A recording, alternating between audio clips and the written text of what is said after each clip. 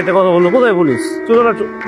সুজনা, তুমি আমাকে ফাঁকি দিয়ে বেশি দূর যাইতে পারবা না। কিছু তো চিনি না, কাউরে চিনি না, কোনো ভাষা বুঝতেছি না। আল্লাহ আমার পথ দেখাও। এই আঙ্কেলটা চিনা লাগতেছে না?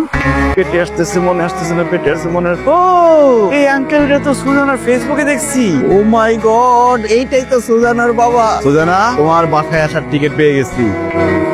আর বলবেন না আঙ্কেল, আমার তো অনেক বড় সর্বনাশ হয়ে গেছে। কি সর্বনাশ? আঙ্কেল, বাংলাদেশে তো কোনো কাজ করবো নাই। আমি একটা বেকার ছেলে, এই জন্য কাজের আশায় আমি মালয়েশিয়া আসছি। কিন্তু আঙ্কেল, আমার ভিসা পাসপোর্ট সব হারাই গেছে। তো বুঝতে পারছি আঙ্কেল, আপনি আসলে বাংলাদেশকে ভালোই বাসেন না। ফালতু কথা বলবে না। বাংলাদেশ আমার জন্মভূমি, আমার জন্মস্থান। আমি গত 24 বছর ধরে মালয়েশিয়াতে ব্যবসা করি। তোমার পাসপোর্ট ভিসা যতদিন পর্যন্ত ঠিকঠাক না হয় ততদিন পর্যন্ত তুমি আমার বাড়িতে থাকবে। হ্যাঁ আমি। তোরা কি আগে থেকে দুইজন কি চিনিস?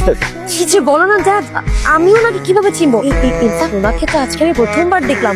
এ হচ্ছে আমাদের বাংলাদেশের ছেলে, দেশি ভাই। ভাই না আঙ্কেল, বন্ধু। মানে আমি আমার বোনকে অনেক ভালোবাসি, তো আমি চাই না আমার বোন ছাড়া অন্য কেউ আমাকে ভাই বলো। ড্যাড, চেনো না জানো না, এরকম একটা অপরিচিত ছেলেকে নিয়ে তুমি বাসায় কেন চলে আসলে? আরে বাবা, ছেলেটা মালয়েশিয়াতে কাজ করতে আসে, এসে তার পাসপোর্ট ভিসা সব হারাতে। আমার বাবাকে পটিয়ে এই বাসায় তুই ঢুকতে পেরেছিস ঠিকই, কিন্তু আমি তোকে এখানে থাকতে দিব না। প্লিজ প্লিজ প্লিজ, আমার তো সর্বনাশ করো না। এর আগে আমার পক্ষে তোমার সাথে কোনো কিছু করাই সম্ভব না। কি বলতেছিস এসব? আমি কেন তো সর্বনাশ করতে চাপ? আমি জানি বিদেশি মেয়েরা খুব ফ্রি। তুমি তো ছোটবেলা থেকে বিদেশেই থাকো, তার মানে তুমিও ফ্রি। বিদেশি মেয়েরা ফ্রি হলো, তোমরা তো বাংলাদেশের সাথে আমি জীবনে কোনোদিন ফ্রি হবো না। আমি তোকে টাকা দিতে আসছি। এখানে মালয়েশিয়ান রিঙ্গিত 10,000 রিঙ্গিত আছে, 3 লক্ষ টাকা। বুঝলাম না সুজানা, তুমি আমাকে এতগুলো টাকা দিতেছো কেন? কারণ তুই তো আমাকে টাকার জন্যই ভালোবেসেছিস। তুই আমাকে বিয়ে করে সেটা হওয়ার জন্য মালয়েশিয়াতে আসছিস, তাই না? এই জন্য তোকে এই টাকা দিলাম। বাংলাদেশের মানুষ গরিব হইতে পারে, কিন্তু লোভী না। আর আমি তোমাকে টাকার লোভে ভালোবাসি। 3 লাখ কেন? তুমি আমাকে 3 কোটি টাকা দিলে, 300 কোটি টাকা দিলো তোমাকে ছেড়ে আমি কোথাও যাও। তাই আমার ভালোবাসা টাকা দিয়ে কিনতে পারবো না। কি ব্যাপার, আপনি কে? বাসার মধ্যে ঢুকেছেন কেন?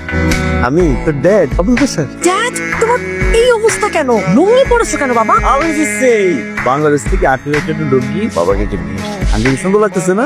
মোটেও সুন্দর লাগতেছে না, ফকিরের মতো লাগছে। লুঙ্গি পরার ভেতরে যে আরাম, সেই আরাম ট্রাউজারে কোনোদিনই পাওয়া যায় নাই। জানিস রে মা, আমার বাবা আমাকে প্রথম লুঙ্গি পরা শিখে। আজকে লুঙ্গি পরতে গিয়ে আপার কথা খুব মনে হচ্ছে।